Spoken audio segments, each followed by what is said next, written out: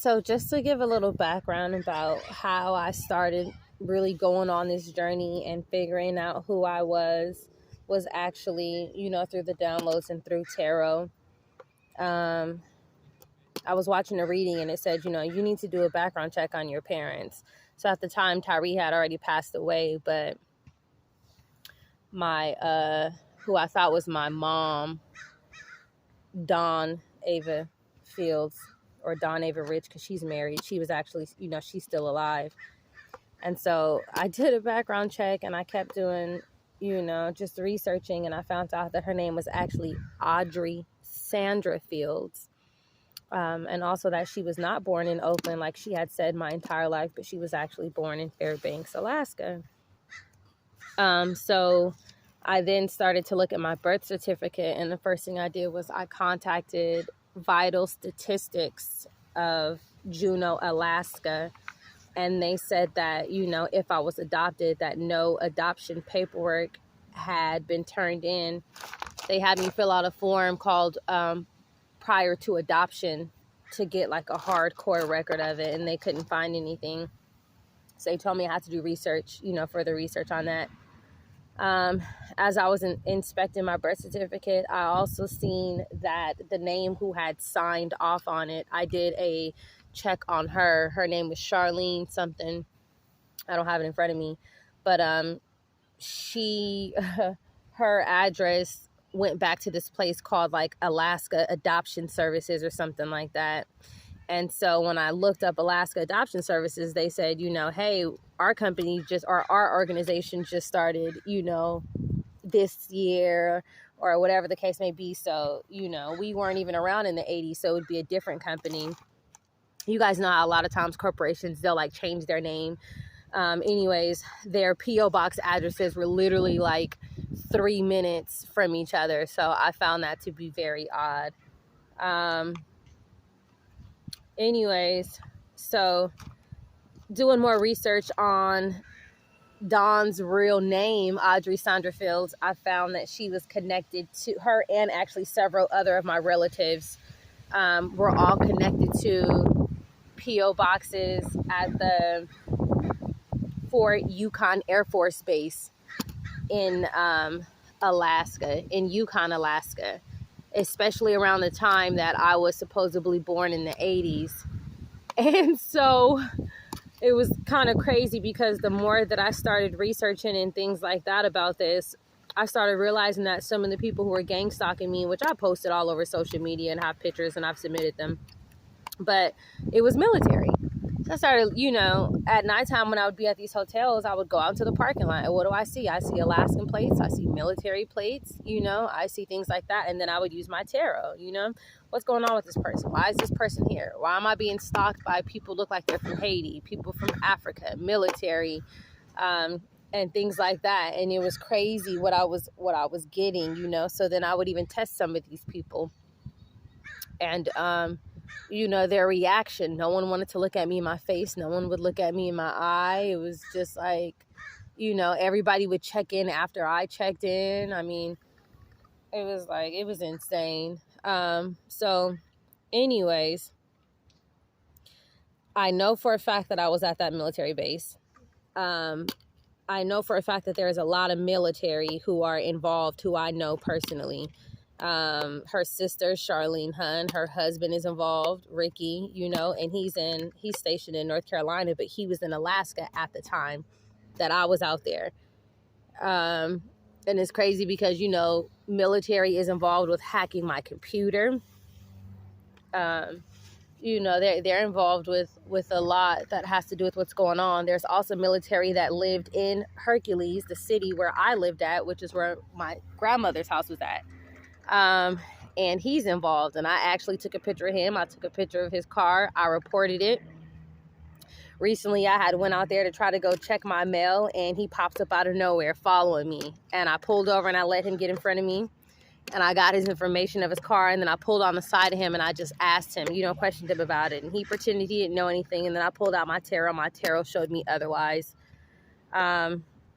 So, I don't know. Well, I feel like the reason why there's so many people who are involved is because You know, they did so many shady things to me, and so many people have already been a part of this corruption that has to do with like stealing something from me. You know, my tarot is showing me an inheritance. The readings that I watch are showing me an inheritance, and I believe that a lot of these people have already stolen so much money. I was able to track that there's also corruption with the court case that I have going on in Indianapolis, and that they're tied into that. I was able to see that the people who are tied into getting me caught up in that situation are also a part of the corrupt officials, you know, that are connected to my relatives and who I thought were my friends.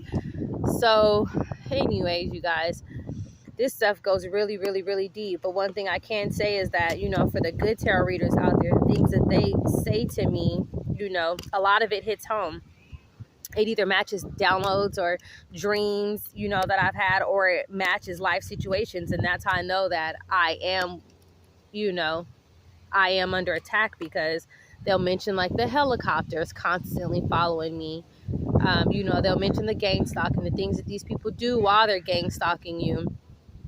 And everything, you know, everything that they talk about, it's like it's literally happened or it's currently happening to me right now.